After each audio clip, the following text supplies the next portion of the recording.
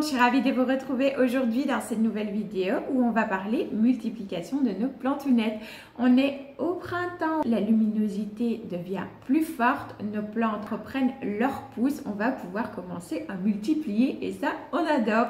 Donc je me suis dit que pour commencer, pour cette première partie, de voir avec vous toutes les différentes façons de multiplier les plantes. Donc je vais vous les énumérer et vous donner quelques exemples de plantes qui s'y rapportent, puisque parfois pour une seule et même plante on va pouvoir utiliser plusieurs techniques. Donc vous allez avoir des exemples peut-être qui vont revenir, j'essaye de vous en donner des différents, mais voilà. Et parfois il y a des plantes où on va pouvoir utiliser qu'une seule ou deux techniques, voilà.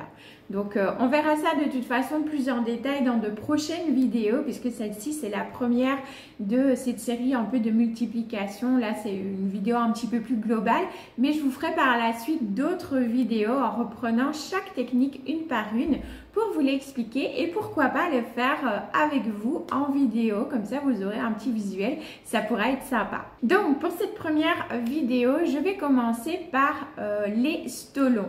Les stolons, ce sont ces tiges qui vont produire des plantes identiques à la plante mère que l'on va pouvoir prélever plus tard. On verra dans une prochaine vidéo comment.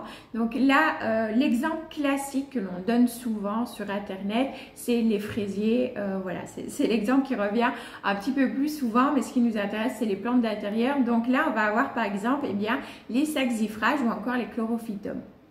Ensuite, on va avoir les rejets. Les rejets, ce sont des excroissances identiques à la plante mère également, là aussi, voilà, qui vont pousser soit sur une tige principale, soit qui sont reliées directement à la base, par la base de la plante mère, donc vraiment sous le substrat. Pour donner des petits exemples, on va avoir par exemple les piléas classiques, les baby piléas, voilà. On va avoir aussi certaines cactées et succulentes. On va pouvoir l'observer aussi sur des plantes à bulbes, voilà.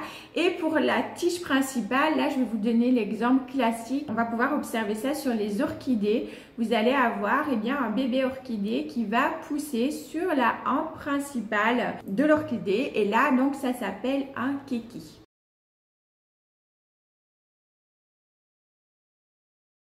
Ensuite, on va avoir la division de touffes. Donc là, ça se pratique plutôt sur des plantes qui vont faire de nouvelles pousses déjà pourvues chacune de tiges, de feuilles et de racines. Pour donner quelques exemples, on va avoir les sténantes, les calathea, les maronta, le spathiphyllum, sapolia, voilà. Ensuite, on va avoir le bouturage et là, je pense que c'est la technique avec un grand T, celle que l'on connaît le plus, que l'on pratique le plus et peut-être du coup que l'on apprécie le plus, puisque il y a énormément de plantes qui peuvent se multiplier de cette façon-là. Là, il suffira simplement de venir couper à un endroit bien précis, donc sous des nœuds, on verra ça plus tard. Et on peut du coup en fait soit faire une bouture avec le bout de la tige qui s'appellera du coup la bouture de tête, ou encore venir faire directement des segments sur la tige qui s'appelle du coup bouture de tronçon. Pour cette technique-là, on va avoir les pothos, je ne pouvais pas ne pas les citer pour cette technique, les pothos, les phyllos, les monstera, les phytonia, les tradescantia, bref, il y a énormément de plantes qui peuvent se bouturer.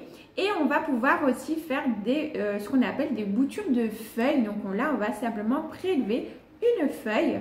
Pour cette technique-là, on va avoir par exemple les bégonias, type les bégonias rex, ou encore les sapolia. Ensuite, on va avoir le marcottage et là, il va simplement suffire de mettre une tige pourvue de nœuds en contact avec du substrat sans la détacher de la plante mère. Alors, vous avez deux solutions. Soit vous pouvez le faire directement dans le même pot, ce qui vous permettra d'étoffer votre plante, soit vous le faites dans un pot que vous allez déposer à côté du pot de la plante mère.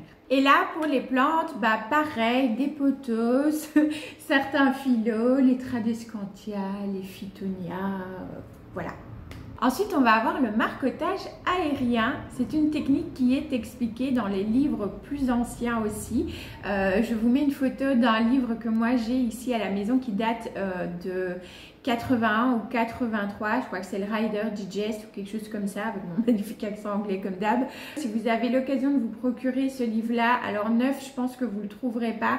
Ce sera plus soit d'occasion ou sur des brocantes ou peut-être dans votre famille, quelqu'un là qui traîne dans sa bibliothèque. Moi, c'est ma belle-mère qui me l'a donné et j'en suis ravie parce que c'est une pépite. Il y a des conseils vraiment au top et tout est super bien expliqué jusqu'à l'hydroponie. Donc franchement, si vous avez l'occasion de vous le procurer, allez-y, foncez dessus. Mais bref, revenons-en à notre marcottage aérien. Là, c'est une technique que l'on va principalement utiliser pour des plantes qui ne sont pas pourvues de tiges souples et pour lesquelles, du coup, on ne va pas pouvoir utiliser la technique du marcottage classique. Dans justement le livre dont je vous parle, il donne l'exemple, par exemple, des Dracaena et des Ficus qui ont parfois tendance à se déplumer au niveau du bas. Alors parfois, c'est très beau parce qu'on a vraiment comme un espèce de tronc et puis toutes les feuilles au-dessus. Ça, perso, je trouve ça très beau, ça ne me dérange pas. Mais voilà, si on veut avoir une plante qui a des feuilles dès sa base, on va pouvoir sur ces plantes-là utiliser cette technique du marcottage aérien. Donc on va devoir inciser, mettre de la sphène autour et puis attendre un certain laps de temps. Mais on verra ça dans la vidéo qui s'y rapportera.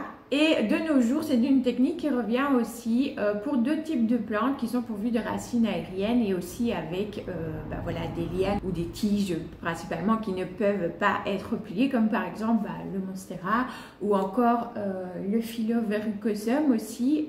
Et du coup, cette technique, ça permet de faire peut-être un peu moins de stress à la plante puisqu'on va éviter de couper directement dans la plante. Et la dernière technique, ça va être les bulbilles. Parfois, lorsque vous allez rempoter certaines de vos plantes, vous pouvez retrouver à l'intérieur des petits bulbes, des bulbilles, comme on dit, voilà, que l'on va pouvoir prendre et les faire pousser par la suite avec différentes techniques. Et pour vous donner du coup là des exemples de plantes, on va avoir les oxalis ou encore les alocasias. Du coup voilà, j'ai énuméré avec vous ici les différentes techniques qui existaient pour pouvoir multiplier nos plantes. Comme je vous ai dit du coup en début de vidéo, je vous ferai d'autres vidéos plus spécifiques par la suite. J'espère en tout cas que celle-ci vous aura déjà plu et peut-être vous aura appris de nouvelles façons de faire. Si c'est le cas, n'hésitez pas à liker la vidéo et puis à me partager en commentaire comme d'habitude vos expériences à vous. N'hésitez pas, vraiment, ça me fera super plaisir de savoir quelles sont les techniques que vous avez envie de tester, les techniques que vous avez déjà testées et sur quelles plantes. N'hésitez pas à me partager tout ça. N'hésitez pas aussi à activer la petite cloche des notifications et à vous abonner comme d'habitude si ce n'est pas encore déjà fait, que le cœur vous en dit et que le contenu vous plaît. Quant à moi, je vous fais mes petits bisous green et on se retrouve la semaine prochaine pour de nouvelles vidéos. Ciao, ciao!